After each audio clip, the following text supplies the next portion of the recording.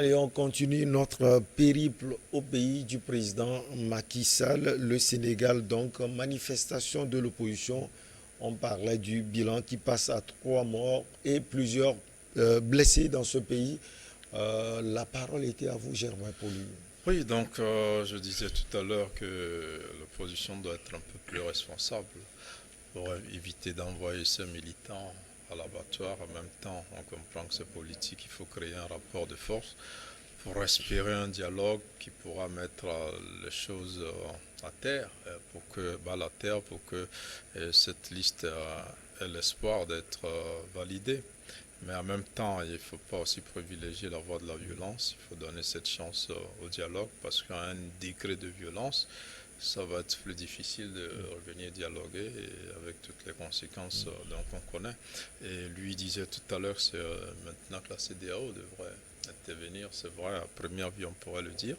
Mais il s'agit d'un problème interne, réglé par une justice qui est qualifiée pour le faire. En ce moment, c'est comme si Sanko était un candidat de la CEDEAO. Si la CEDEAO arrive à faire valider sa candidature, ce qu'on peut dire, mais il peut tout se permettre. Il y a des gens à l'extérieur qui peuvent le rétablir. Mais dans le règlement de la crise. Mais en même temps, on le comprend parce que après il y aura une crise. Oui, bien sûr. S'il y a la crise, hein, peut-être, mais moi je ne crois pas trop qu'il y aura une crise parce que j'ai assisté à un épisode à Dakar personnellement où il y avait eu le vote de la loi sur les parrainages et c'était terrible. Il y a eu des bagarres à l'Assemblée, il y a eu 2 ou 3 jours de mouvements assez violents en ville, mais la loi est passée. La loi est passée. Malheureusement, les médias n'en ont pas beaucoup fait cas. Nous, on était obligés de s'enfermer pendant 2 jours sans sortir parce que la ville était vraiment, vraiment chaude. Donc je pense que si Macky Sall veut, la liste ne passera pas. Si on veut appliquer la loi, à moins qu'il y ait vraiment un dialogue, ou que peut-être les chefs religieux qui sont assez influents dans ce pays-là se mêlent un peu à la danse ou amènent à un certain consensus. Sinon, l'État dira, ben, c'est la loi. Vous n'avez pas bien fait la liste, on l'a rejeté, vous avez saisi la justice qui a donné raison à l'administration.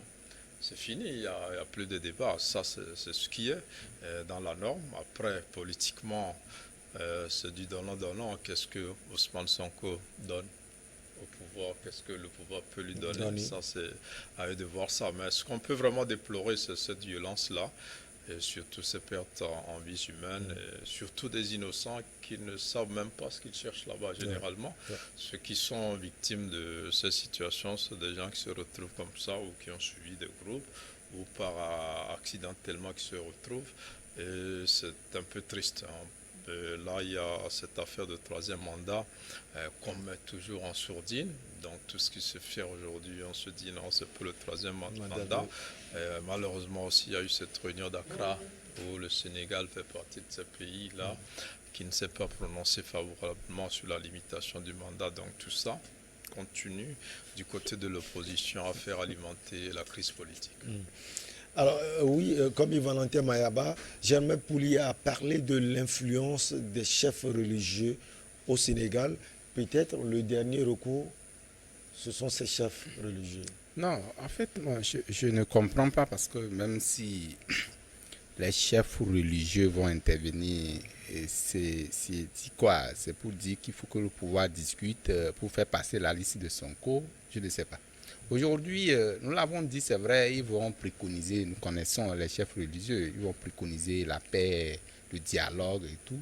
Mais est-ce qu'on va faire peut-être, nous allons faire entorse à la loi, peut-être pour prendre le côté négociation? Je ne sais pas. C'est que dans un État où toutes les institutions marchent, le droit, enfin, la loi, où la justice fonctionne, tout fonctionne et nous sommes fixés des règles, je crois qu'il faut bien faire les choses. C'est-à-dire que quand nous aspirons quand même à des pays, on peut comparer des pays à exemple et tout, et il faut quand même qu'on se situe dans la logique. Ici, je voudrais revenir un peu par rapport au silence qu'émet le président Macky Sall. Macky Sall n'a pas besoin de parler. Actuellement, à l'heure où nous sommes, il n'a pas besoin de se prononcer sur un 3e mandat ou pas, puisque, comment l'appelle-t-on, il n'y a pas encore c'est pas encore une obligation pour lui, à mon avis. C'est comme, entre-temps, on disait ici que le président Faure ne parlait pas, il faut qu'il dise par rapport à s'il va se présenter. Je ne vois pas l'importance.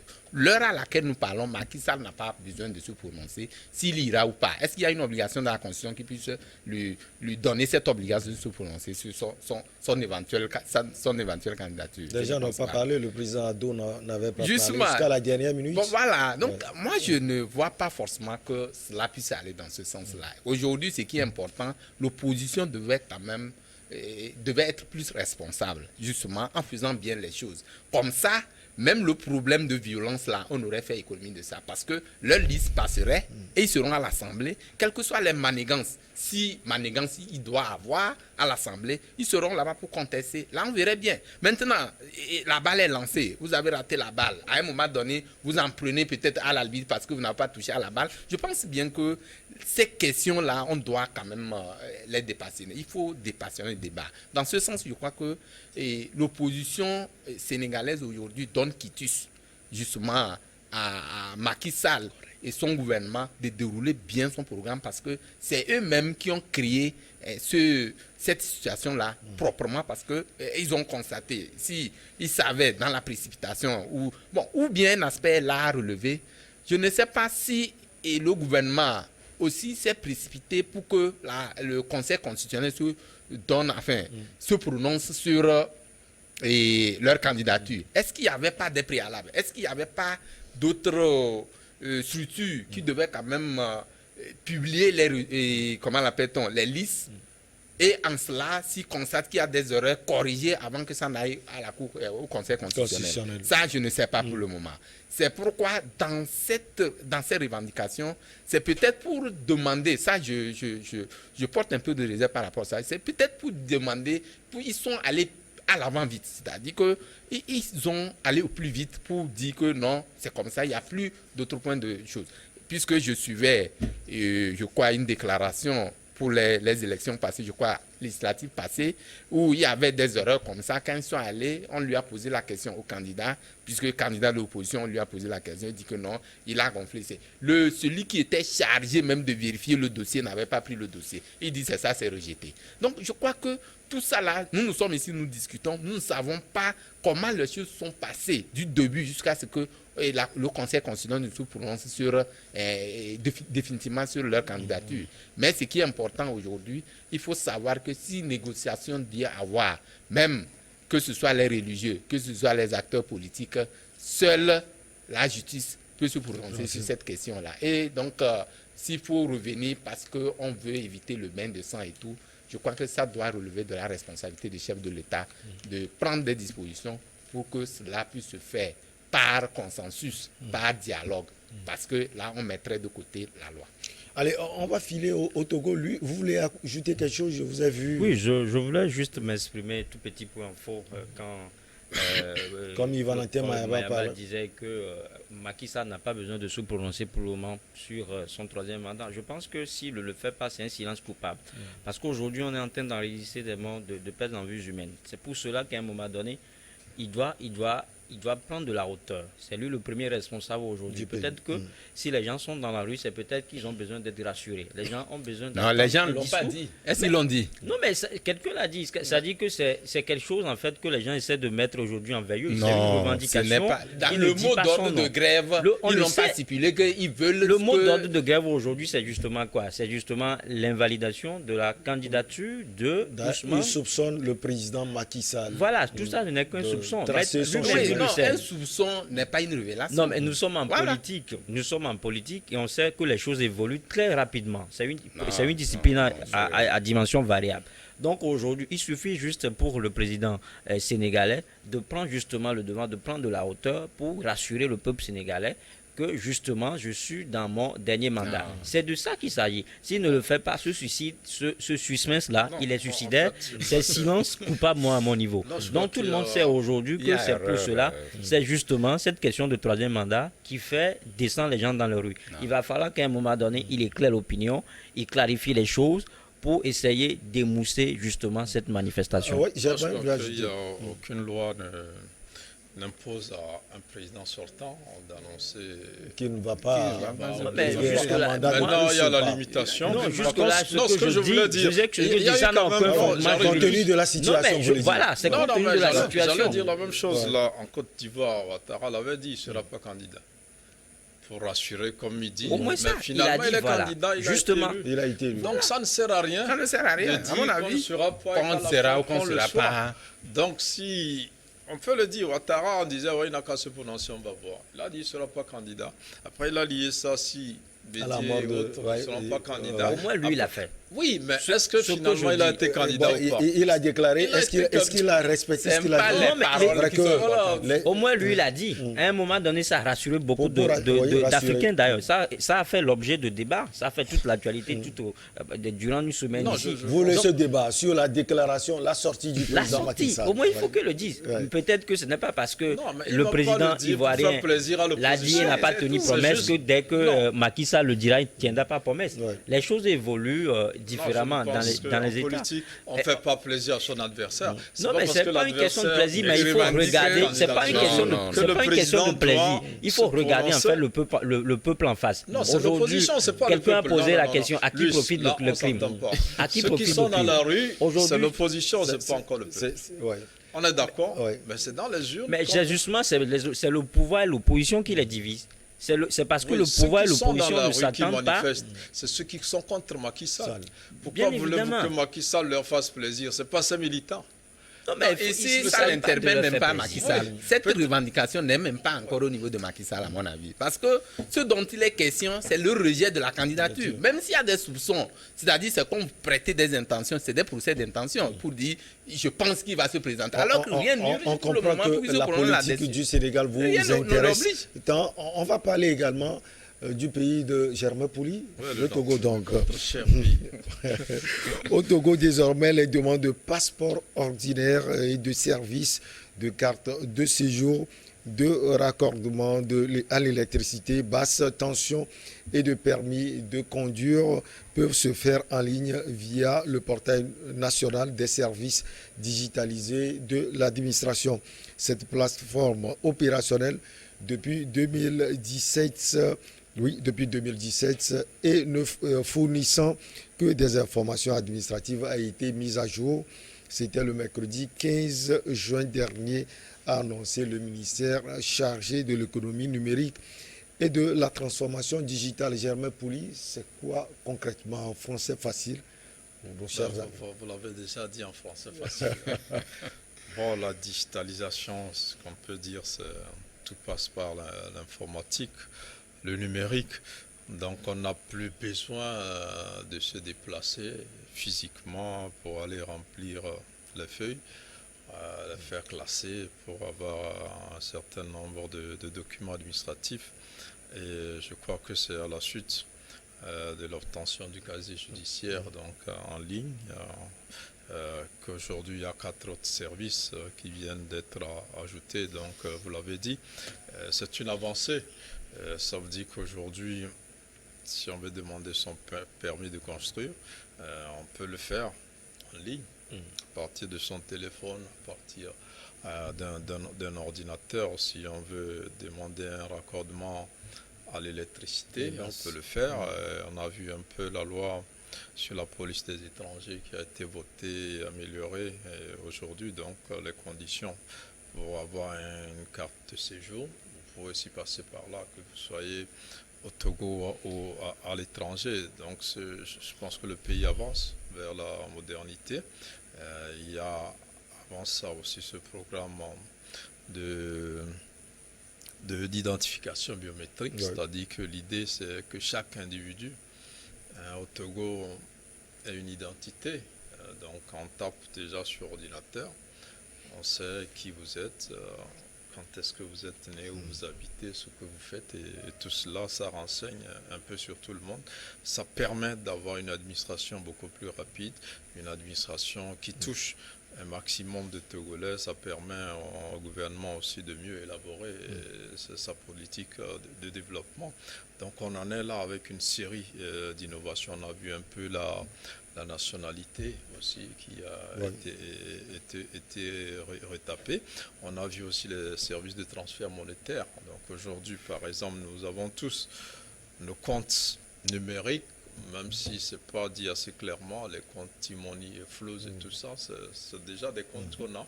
On dépense de l'argent sans avoir forcément à aller le retirer au guichet d'une banque, Ouais. mais on arrive donc ça fait partie de ce programme-là qui est élaboré par le gouvernement d'ici 2025, c'est de pouvoir avoir tout le Togo numérique digitalisé, et je pense que nous sommes en très bonne voie. D'ailleurs, le gouvernement annonce qu'il y aura d'autres services qui seront donc ajoutés à cette plateforme. Alors, comme Valentin Mayama, dites-moi comment se fera le paiement des frais afférents aux différentes procédures. Oh oui, ça a été expliqué. J'ai eu la chance même de participer ou d'assister à un atelier de formation des maires, hein, dans ce sens, par rapport à la délivrance de permis de construire. Ouais. Justement, ça a été expliqué de long en large. Je crois le vendredi passé. On a expliqué, il y a les aspects de choses, comme on l'appelle-t-on. Du Et ministère, vous le dites? non, oui, du ministère comment De appelle-t-on? l'économie numérique.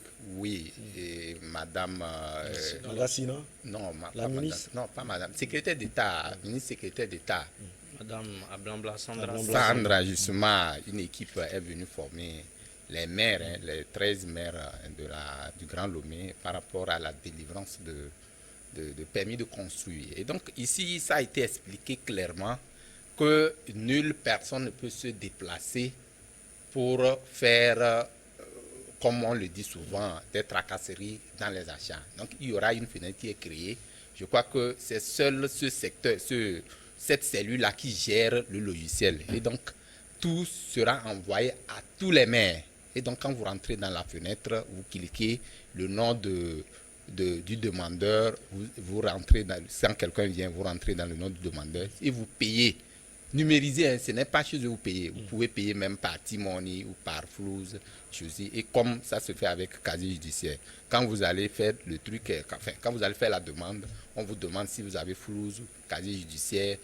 Souvent c'est comme ça. Et donc vous payez, on valide. Et le lendemain, vous pouvez passer directement en même temps, ce n'est pas le lendemain. Vous pouvez passer les heures qui suivent en même temps et vous faire retirer ça au niveau de la mairie. Enfin, oui, au niveau de la mairie. Donc, je crois que c'est la même procédure avec le casier judiciaire. Donc, tout se fait, vous pouvez le faire chez vous. Mais être retiré, je crois, au niveau de la mairie. Voilà. Donc, je crois que tout est numérisé, comme l'a dit Germain Danto. C'est une avancée notable parce que dans les tracasseries aujourd'hui, pour une pièce que vous pouvez l'obtenir en une journée, on va vous dire 3 jours après, parce qu'à l'époque, quand on dit casier judiciaire, il faut peut-être trouver un chauffeur qui est à une distance donnée avec votre pièce de naissance. Peut-être ça va arriver, ça ne va pas arriver. Comment vous faire parvenir ça? En moins de quelques instants, je crois que vous avez votre casier judiciaire. Je crois qu'il faut remercier quand même ce programme-là. Nous ne sommes pas encore... Donc, les gens on ne sont parle pas de encore... passeport, on parle de carte d'identité, de permis de construire oui, et autres. je dis c'est le même processus. Vous êtes là, vous ouvrez votre ordinateur, vous avez la connexion, vous remplissez toutes les données. Si c'est accepté, il y a un message qui vous parvient. Et on vous dit de passer dans tel commissariat. Ça dépend du commissariat que vous avez sélectionné. Donc, vous passez là-bas pour le retrait. Tout se fera sur au niveau de votre sur on votre dépose le passeport au commissariat. La carte d'identité. Non, le passeport, c'est au niveau du service passeport. Passeport, ouais. Au niveau des cartes d'identité, c'est au niveau des commissariats. Casier judiciaire, c'est au niveau de la justice. Donc, les demandes, c'est en ligne. En ligne. Vous faites les retraits, demandes. c'est... Voilà. Voilà, les retraits se font au niveau des différentes structures. Casier judiciaire, nous savons que c'est au niveau de la justice. Je l'ai fait même, je crois, hier seulement, j'ai fait mon casier judiciaire, je l'ai pris dans l'après-midi. On m'a fait un message que c'est passé, je suis allé, je l'ai retiré. Il n'y a même pas de difficulté. Avec un message qu'on vous envoie, que c'est fait, et vous arrivez, vous envoyez le message, vous faites lire le message, on vous dit, et on ne vous demande rien. On tire votre casier judiciaire, on vous remet. Je crois que ça facilite franchement les transactions au niveau des documents. Aujourd'hui, ce qu'il faut apprécier quand vous voyez comment, même pour faire une carte d'identité, c'est de la bannière. Donc aujourd'hui, plus jamais ça. Vous êtes chaud, vous faites la demande. Si les pièces sont au réglo, ça accepte. Au cas contraire, on rejette. On vous demande ce qu'il faut faire pour corriger. Donc, on ne rejette pas comme ça, mais on vous instruit pour dire il y a tel manquement, il faut corriger pour tel. Donc, je crois que c'est comme vous êtes déplacé. Quand vous arrivez avec le dossier qui n'est pas complet, on rejette le dossier. C'est la même chose au niveau de votre ordinateur. Quand vous validez les choses qui ne sont pas correctes, on vous rejette. Je crois que ça, il n'y a pas de tracasserie dans cette histoire. Et moi, je salue particulièrement cette avancée, cette réforme-là qui est vraiment importante. Mais il faut aussi que cela soit, beaucoup de Togolais soient outillés, que les gens comprennent que c'est désormais ça. Il ne faut pas que ça soit limité en langue, dans nos discours et dans nos langues de Molière. Il faut qu'on explique à tout le monde, puisque ce dont il est question, ce n'est pas réservé seulement à une catégorie de Togolais, c'est pour tous les Togolais. Donc il faut même que ces structures, les structures-là, fassent des ateliers de sensibilisation, même mettre les moyens pour quand même que les Togolais au tréfonds puissent être quand même informés de ce qui est donné comme avancée notable. Parce que cette question de carte d'identité, vous voyez comment aujourd'hui, c'est vrai, nationalité, il y en a actuellement aussi, c'est une autre affaire. Je ne sais pas, ils n'ont pas prévu ça dans Bon, ils n'ont pas mis la nationalité. Voilà, ils n'ont pas mis ça. Mais c'est ce à quoi les gens attendaient de plus. Parce que cette question de nationalité, je vous assure, c'est vraiment une question vraiment qui est importante. Et que beaucoup, quand vous êtes ailleurs, les gens vous appellent, c'est vous poser question de nationalité parce que vous faites 3 heures de temps aligné. C'est plus jamais ça. Il faut quand même qu'on finisse avec ça. Je suis sûr qu'avec tout ce qui est passé, et en ce qui concerne les nationalités et tout, cela va se faire. Surtout qu'ils ont commencé à décentraliser. Ce n'est plus forcément comment ils appellent ça. Et il y a, comment l'appelle-t-on, les duplicata actuellement, vous pouvez les prendre au niveau des préfectures. Donc c'est délocalisé au niveau, c'est décentralisé, c'est délocalisé au niveau des préfectures, vous pouvez faire les duplicata. Et donc je crois que au fur et à mesure que nous avançons plus petitement, eh bien, on va peut-être arriver à digitaliser tous les services pour que le Togolais ne puisse plus faire des tracasseries et pour que cela quand même réduise les frais. Et ça aussi limite la corruption. Aujourd'hui, vous arrivez, il faut donner peut-être de l'argent à quelqu'un et tout ça là. Entre parenthèses. Donc c'est beaucoup de sous et donc pour limiter cette corruption, vous ne payez pas l'argent à quelqu'un. Vous ne savez pas à qui l'argent serait destiné. On vous lance, vous payez, ça part, on vous valide, vous allez prendre votre pièce. Donc je crois que c'est une avancée notable et vraiment qui est à saluer. Lucas Bako, je sais que vous avez une touche particulière sur ces genres de choses. Pour commencer, qu'est-ce qu'il faut taper? Service-public.gouverne.tg. Comment ça doit se faire concrètement? Je pense que sur les 25 minutes qui sont consacrées à cette partie, tu as laissé le temps à M. Komika. Allez-y, vous avez 6 minutes. Donc nous, ce qu'on viendra qu'on a pu. Comme tu le dis, il faut juste www.service-public.gouv.tg. Et donc, quand vous l'avez, vous tombez sur le portefeuille numérique et vous avez les informations. Donc, c'est ça aujourd'hui. Mais je crois que la réforme en soi, ce n'est qu'une autre leçon que la COVID-19 nous a donnée. Tu sais qu'avec cette crise sanitaire, beaucoup d'administrations ou bien beaucoup de gouvernements ont privilégié ce qu'on appelait le télétravail. Et donc, désormais, les gens n'ont plus besoin d'encombrer les gens dans les bureaux. Donc, aujourd'hui, on est allé dans cette logique-là. C'est à saluer. Mais c'est à saluer également parce qu'aujourd'hui, ça fait très longtemps où on a juste remarqué que quand tu paies tes pièces au Togo, c'est difficile pour toi en fait de les retrouver parce que le service n'est pas digitalisé et que quand tu paies les pièces, tu as pas mal de difficultés avant de t'en sortir. Donc aujourd'hui, je pense que c'est une avancée notable, tout le monde l'a dit. Et également, ça limite la lourdeur administrative parce que tout comme le casier judiciaire, quand tu es à Dapan et que tu es à Lomé, quand tu es né à Dapan, mais tu es à Lomé, tu as besoin de casier judiciaire, il va falloir que tu parcours les 600 et quelques kilomètres avant de revenir à Lomé pour une pièce qui n'a de validité que 3 mois. Donc aujourd'hui, tout cela se fait en ligne et rapidement, ça peut s'opérer. C'est normal également qu'on le fasse parce qu'on a un ministère aujourd'hui qui est attribué ministère de la transformation digitale. Maintenant, là où le bas blesse aujourd'hui, on va se poser la question, quel est le taux de connectivité au Togo? C'est vrai qu'aujourd'hui, on parle de 63%. Soit ce n'est qu'un chiffre, ce n'est qu'une étude. Ça laisse à désirer parce que moi, je le prends avec beaucoup de pincettes. Maintenant, l'autre côté de la chose aujourd'hui, le coût de la connexion au Togo, ça reste l'un des coûts les plus élevés dans la sous-région. Et ça, on le dit souvent. Et donc, aujourd'hui, il y a tout ça. Maintenant, le débit de la connexion même qu'on nous offre. La connexion que vous avez ici à New World n'est pas la même connexion que j'ai chez moi à la maison, même si on me dira que je suis sur 4G, vous êtes sur 5G. Donc, vous voulez dire qu'il faut des mesures d'accompagnement? Non, pas des mesures d'accompagnement, mais améliorer les choses également dans ce sens-là pour que d'abord le taux de connectivité soit élargi et que le débit de la connexion même, en fait, soit revu à la hausse. Parce que tu ne peux pas faire une demande aujourd'hui, quand tu fais une demande aujourd'hui et que tu n'aies que la réponse 72 heures après. Si c'est comme ça, ça retarde le processus. Parce que ça revient au même. C'est justement parce que c'est pour éviter cette tracasserie administrative-là, c'est pour éviter cette perte de temps-là qu'on a jugé qu'aujourd'hui, même en étant dans ton salon, tu peux faire la demande de renouvellement de ta carte d'identité ou bien tu peux faire le renouvellement de ton passeport. Et donc, si on n'a pas une bonne connexion et que la connexion fait traîner les choses, ça revient au même. Ça veut dire que le problème n'est pas résolu. Donc, il va falloir qu'on regarde tout ce côté-là. Mais aussi, nous sommes au Togo. C'est-à-dire que le projet-là, ça découle justement de ce que le gouvernement appelait e-gouvernement.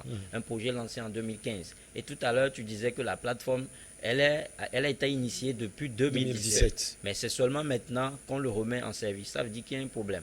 Pourquoi est-ce que c'est maintenant? Pourquoi ça a pris autant de temps? Mais jusque-là, ce que tu dis, je ne pense pas que le site tel que je viens de le donner, l'adresse du site tel que je viens de le donner, je ne pense pas que quand on le tape maintenant, on va juste commencer par faire... il faut encore quelque chose? Il faut encore quelque chose. Il faut encore quelque chose. C'est pas opérationnel tout de suite. C'est pas opérationnel. Il faut attendre. C'est les mises à jour. Ils ont fait les mises à jour. Voilà, les mises à jour. On parlera de mise à jour. De mise à jour, ça peut prendre plus des années. C'est ce que moi, je ne veux pas qu'on fasse. Parce que ce projet-là, le e-gouvernement, je le classe parmi des projets en souffrance au Togo. Il y a pas mal de projets qui sont lancés, qui n'ont jamais été, qui ne sont jamais arrivés à terme. Il y a pas mal de projets. Je ne veux pas parler le grand débat là ici, parce que ça fâche souvent, mais malheureusement, c'est de ça qu'il s'agit. Donc aujourd'hui, quand on veut faire les choses, c'est une bonne idée, on a les bonnes idées, il faut qu'on arrive à les concrétiser. Les concrétiser, c'est rendre vraiment opérationnel cette plateforme-là aujourd'hui. Et dès que quand tu lances la demande, quelques minutes après ou bien quelques secondes après, tu as un retour, que tu es un accusé de réception qui te dit votre demande a été enregistrée et que de tel jour, ou bien vous pouvez passer à telle agence ou bien dans tel service pour justement le retrait. Donc il va falloir qu'on le fasse. Allez, le temps est contre nous. Vous avez 30 secondes. Germain Pouli, peut-être que vous voulez ajouter quelque chose. Oui, non, je pense qu'on est dans une vision qui va jusqu'à 2025 et qui voudrait un Togo 100% digitalisé. Et je ne pense pas qu'on est loin du compte, parce que tout est mis en place. On a une agence nationale de cybersécurité, on a un centre de protection des données numériques, on a voté un certain nombre de lois dans ce domaine, on a aussi une autorité de régulation, l'ARCEP, qui essaie de faire un travail assez important, et on a aussi au niveau des infrastructures de gros efforts qui sont faits. Vous savez que le Togo était le premier pays en Afrique de l'Ouest où il y a eu la 5G grâce à Togocom. Donc nous avons des opérateurs économiques qui sont harcelés par le gouvernement, qui sont motivés aussi, encouragés et qui ont pour mission de faire avancer cette digitalisation-là. Pour moi, l'ambition gouvernementale inscrite dans la feuille de route pourra se tenir peut-être avec un petit décalage du fait de la Covid. Mais en même temps, Covid a permis d'accélérer un peu parce qu'au moment où il ne fallait pas bouger, il fallait offrir certains services et le gouvernement a pu accélérer. Merci beaucoup à vous, Germain Pouli. Pardon? Merci beaucoup à vous. Oui, c'est nous qui vous remercions. On va revenir sans doute sur cela parce que c'est une information très importantes qu'on doit décortiquer pour servir nos chers amis. Ça a été un plaisir de vous avoir sur ce plateau. Germain Pouli, vous êtes journaliste, directeur de publication de Togo Réveil. Merci également aux journalistes comme Valentin Mayaba, directeur de publication de Le Symposium. On n'oublie pas le rédacteur en chef de Togo Breaking News, Luis Kamako. On se retrouve la prochaine fois, toujours avec le même plaisir. Excellente semaine à tout le monde.